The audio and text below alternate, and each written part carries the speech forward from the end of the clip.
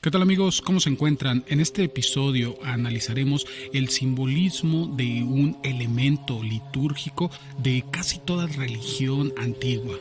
Y como habrán visto en la miniatura, nos referimos a lo que es el velo. En un versículo de lo que es la carta primera de Corintios 11, 4, 5, habla acerca de que cualquier hombre que ore o profetice con algo en su cabeza avergüenza a su cabeza.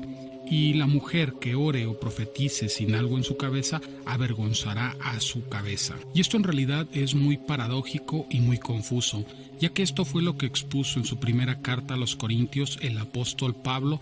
Quizás debido a este se obligó a las mujeres a cubrir su cabeza. Pero ¿por qué hoy en día la mayoría de las mujeres cristianas no siguen este mandato como lo establece lo que son las escrituras que ellos siguen?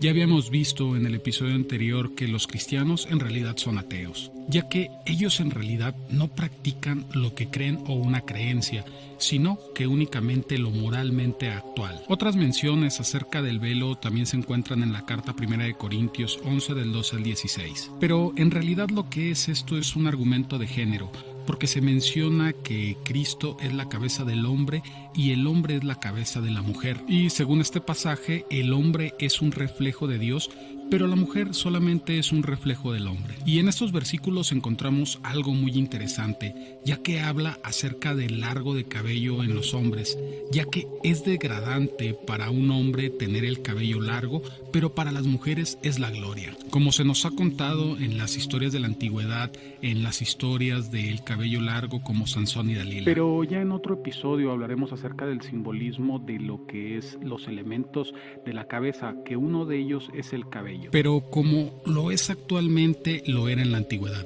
Este era un símbolo de rebeldía. Y quizás todo este malentendido o la ambigüedad de estos versículos se deba a una mala traducción o una mala interpretación. Porque la verdad todo esto carece de sentido. Y en realidad quizás no habla acerca de cubrirse la cabeza, sino acerca de peinados y normativa social. Pero para poder entender bien este versículo, tenemos que tener el contexto, ya que las deidades grecorromanas o egipcias siempre utilizaron este elemento en lo que era su teología. Pero como ya habíamos visto, el simbolismo de los velos se encuentra muy ataviado a lo que es el simbolismo de las diosas, que únicamente esta amalgama de símbolos simbolizaba que nunca podremos conocer el origen real de la naturaleza. Entonces es por eso que este simbolismo del velo se encuentra relacionado a lo que es la virginidad y lo desconocido. Y es por eso que este elemento era únicamente usado en inicios por sacerdotisas. Y el contexto de estas cartas a Corinto se dio en el siglo I a comunidades que eran multiculturales, que tenían y albergaban culturas tanto griegas, romanas, judías, asirias, etc. Que para el cristianismo primitivo, estas religiones o estas culturas eran paganas. Pero como la figura política dominante en ese entonces era Roma, sus símbolos y tradiciones prevalecían por encima de los demás, ya que debido a que ellos determinaban su nivel social con lo que se ponían en su cabeza, y eso determinaba tanto su edad, su sexo o estatus, ya que a través de la indumentaria se podía determinar lo que era también su estado civil. Por ejemplo, las solteras utilizaban estolas y las divorciadas o viudas utilizaban palas, etc. Pero en realidad en la sociedad romana fue como decoro que las mujeres casadas cubrieran su cabeza para crear una especie de velos.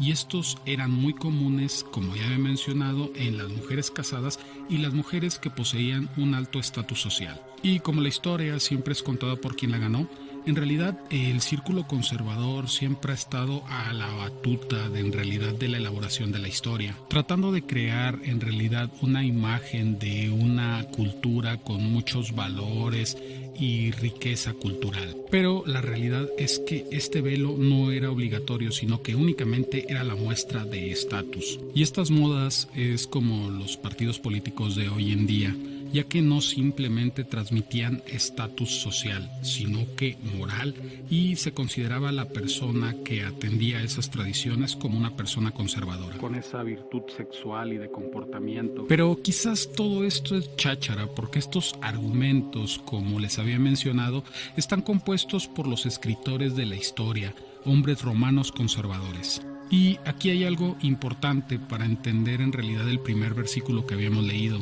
porque en la práctica de rituales los hombres también usaban velos y también existen representaciones en estatuas de hombres con velos.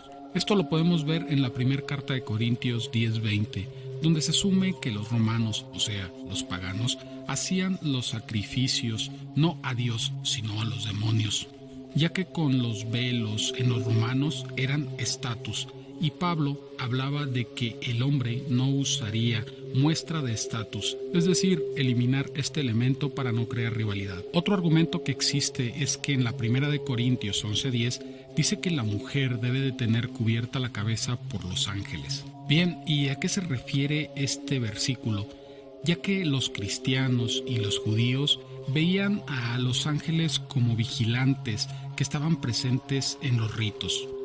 Enoc, precisamente, él les dio el término de vigilantes. Y es por eso que quizás este versículo habla de los Nefilim, de los ángeles caídos, que tuvieron hijos con las mujeres del hombre, es decir, una amenaza sexual en la congregación. Y es por eso que hoy en día podemos ver esas reuniones de jóvenes cristianos que en realidad es un Tinder para ellos, grupos juveniles que en realidad lo único que hacen es emparentarse con personas de su misma ideología. Y es por eso que se cree que este pensamiento enoquiano dice que las mujeres sin velos pueden tentar a lo que son los vigilantes. En este último argumento podemos ver que el velo tenía también una función apotropaica, es decir, de protección. Y ya que en inicio relacionábamos el cabello con el velo, también es bueno saber que este estaba relacionado con la reproducción. Y eso era debido a su baja educación sexual y lo que era el conocimiento anatómico. Y es que para los antiguos el cabello era un órgano sexual. O quizás también esta prohibición de los velos en hombres era también para borrar lo que era ese simbolismo de estatus en una congregación. Ya saben que quizás fue también un objeto apotropaico, un símbolo de autocontrol. Pero no se queden con este brevario de ideas, sino que formulen ustedes mismos su propia conclusión y me gustaría leerlo en la caja de comentarios. Y hasta aquí este pequeño informe, espero les haya gustado. Ya saben que si les gusta mi material, no duden en suscribirse, en darme un like, en compartir. También en la parte inferior encontrarán las formas con las cuales ustedes pueden apoyar este proyecto y también encontrarán ahí mis redes sociales para que puedan encontrar más información de este tipo. Pero si has llegado hasta el punto de este video, no me resta más que agradecerte y desearte un excelente día.